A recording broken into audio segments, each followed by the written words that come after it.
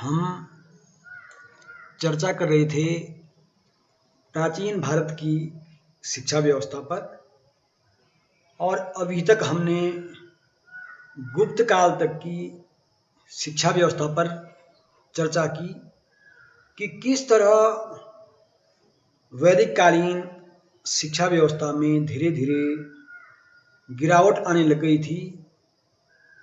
इस गिरावट का परिणाम यह हुआ कि ऋग्वेद के आरंभ में जहाँ शिक्षा चतुर्वर्ण के लिए दी जाती थी, वहीं धीरे धीरे इसमें ह्रास आता गया, कमी आती गई, और गुप्त काल तक आते आते शिक्षा पर एक प्रकार से ब्राह्मण वर्ण का ही एकाधिकार हो गया।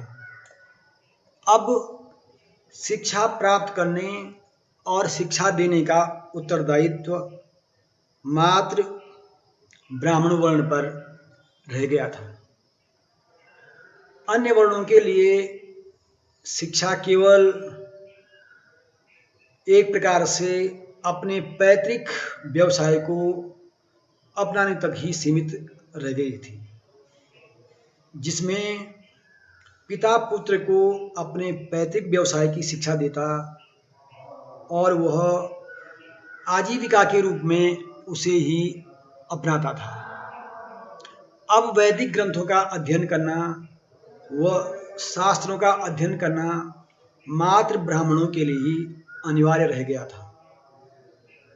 इस ह्रास का एक परिणाम यह भी हुआ कि जहाँ वैदिक काल में विदुषी महिलाएं थी और महिलाओं को भी शिक्षा का बराबर अधिकार था, धीरे धीरे उसमें परिवर्तन आता गया और अब धीरे धीरे बालिका शिक्षा की उपेक्षा होने लगी। इस तरह हम पाते हैं कि शिक्षा अब सीमित वर्गों तक ही सीमित रह गई थी। फिर भी इस काल में शिक्षा के अनेक प्रमुख केंद्र रहे, और एक दूसरा पक्ष यह रहा कि 600 ईस्वी पूर्व जो जैन धर्म और बौद्ध धर्म का उदय हुआ, इन धर्मों की एक बड़ी विशेषता यह रही कि इन धर्मों ने मानव में भेदभाव नहीं किया और चतुर्वर्ण व्यवस्था को नकारा, जिस कारण जो भी जैन और बौद्ध धर्मावलंबी थे उन्हें शिक्षा प्राप्त करने का बराबर का अधिकार दिया गया।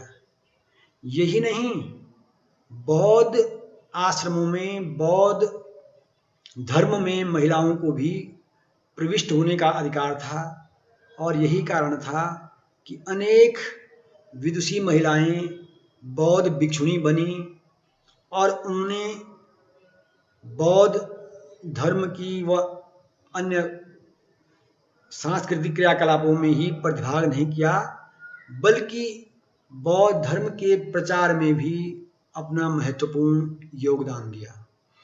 इस तरह बौद्ध धर्म और जैन धर्म ने वर्ण व्यवस्था को दरकिनार करते हुए सभी वर्णों को अपने धर्म में दीक्षित किया और उन्हें एक प्रकार से समान अधिकार देने का प्रयास किया।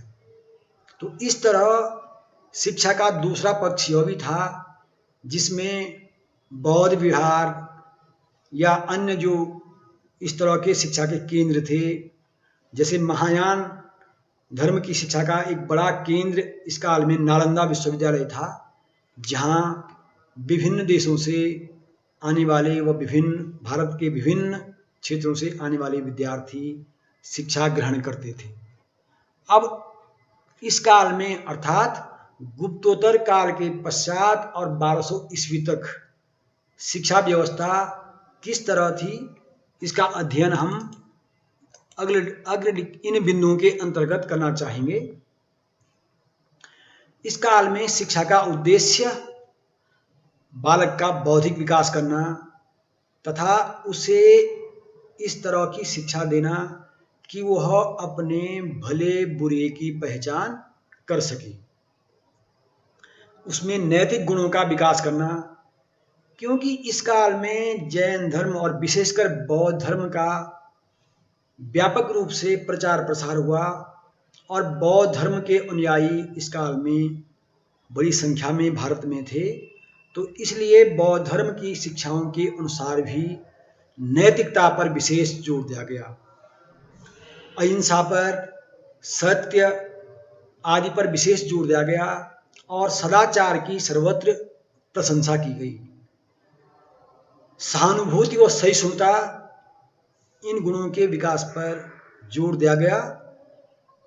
चरित्र निर्माण को भी महत्व दिया गया और महत्व ही नहीं बल्कि विशेष जोर दिया गया।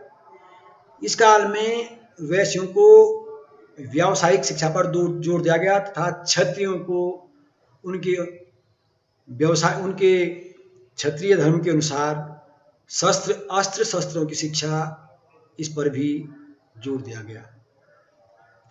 दूसरा महत्वपूर्ण बिंदु था शैक्षणिक संस्कार और ब्रह्मचर्य। धीरे धीरे शिक्षा के स्तर में जो परिवर्तन आया, उसमें अब जो है क्षत्रियों व वैश्यों का उपनयन संस्कार बंद हो गया। परंतु जैसे मैंने कहा, बौद्ध धर्म के अनुसार शिक्षा निरंतर दी जाती थी, उसमें वर्ण व्यवस्था का कोई जोर नहीं था।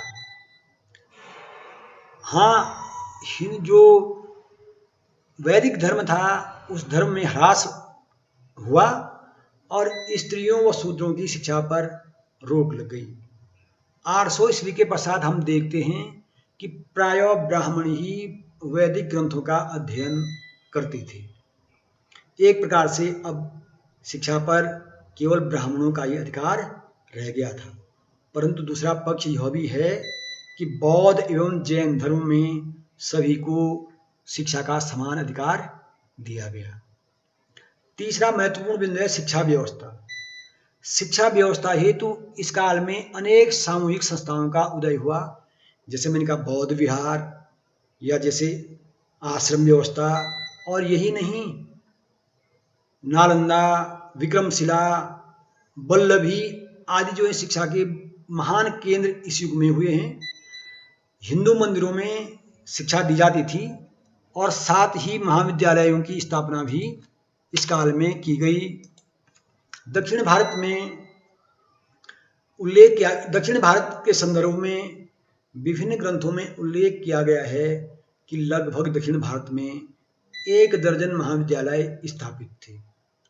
इस काल के महत्वपूर्ण विश्वविद्यालयों में नालंदा, विक्रमशिला प्रमुख थे।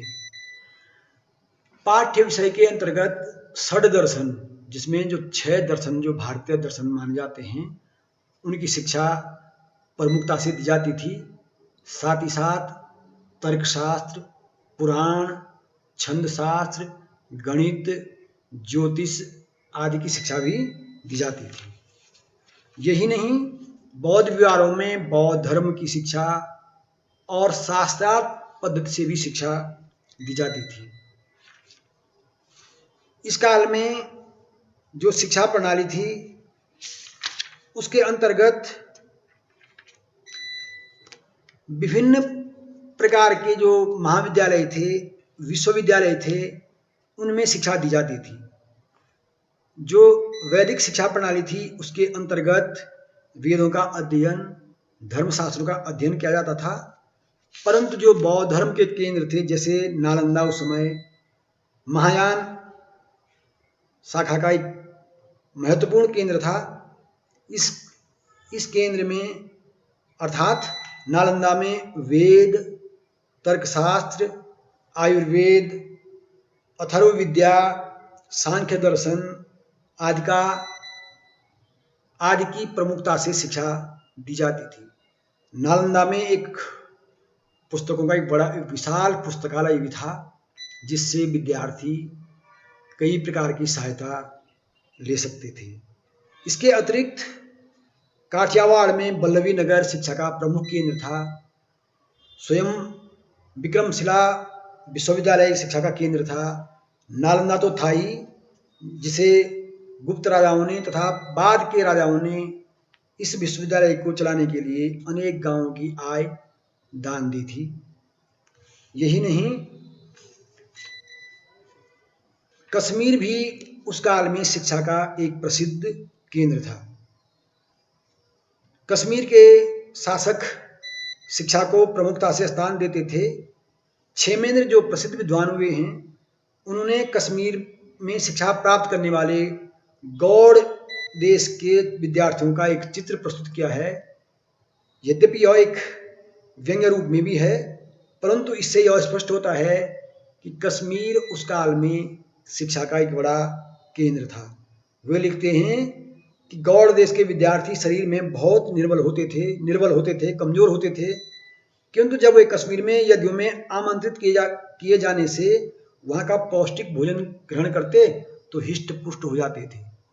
अर्थात कश्मीर उस युग में शिक्षा का एक प्रसिद्ध केंद्र था।